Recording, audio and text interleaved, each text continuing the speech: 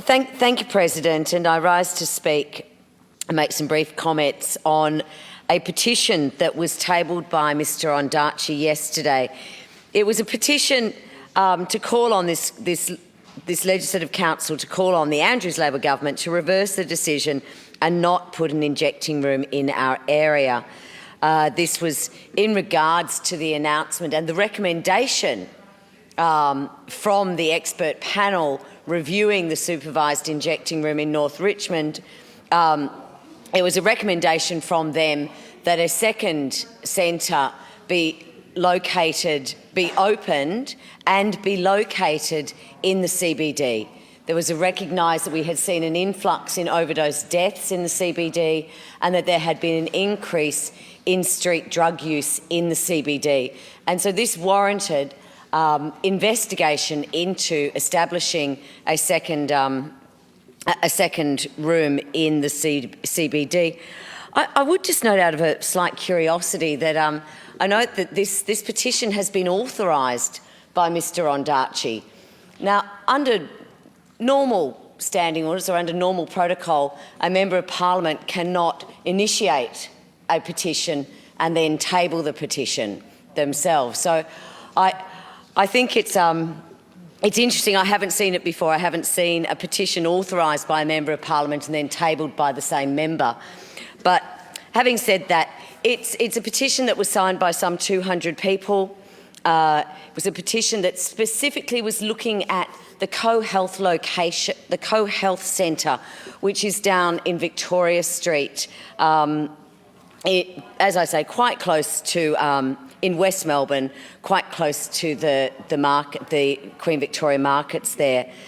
Now, I think it's a little bit premature to be starting to, I guess, encourage people to start opposing this location, because we don't know that that's going to be the location. What we do know is that there is a process that we're going through that is being undertaken by the department, by the City of Melbourne, by CoHealth, by the medical experts into what would be the best place, because there's no doubt we need a second one. North Richmond is at capacity. They are seeing thousands and thousands of people every day, and people are dying in the CBD from overdoses. We know that there is open drug use there. We know that these centres act as a pathway to treatment. We know that if we can keep someone alive, that they may well reach into treatment. And I recently had the pleasure of meeting the CEO from CoHealth, Nicole Bartholomew's, and Kim Webber from CoHealth, to discuss what their plans were or what their thoughts were on a centre in the CBD. And they really were imagining something quite different to the centre in North Richmond.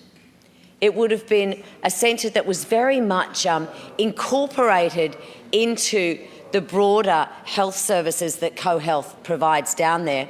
And as CoHealth remarked, a considerable number of the people who access CoHealth at that location are intravenous drug users. So this certainly, there already is the cohort there, and this is what we know from the research from both in Australia but also overseas, that if you are to set up a centre to help people stay alive who are injecting drugs, you must set that up where they are actively using drugs. If you are thinking that people will get on a bus and travel quite some distance up the road, some people have suggested up to St Vincent's Hospital, to use a centre up there, forget it. It doesn't happen, it doesn't work. All over the world where we've seen this successful model that not only saves lives, reduces the level of bloodborne viruses in our community, reduces the level, improves the health and well-being of the people using that centre. And let's face it, these are people who are very vulnerable. they have mental health issues, many are homeless.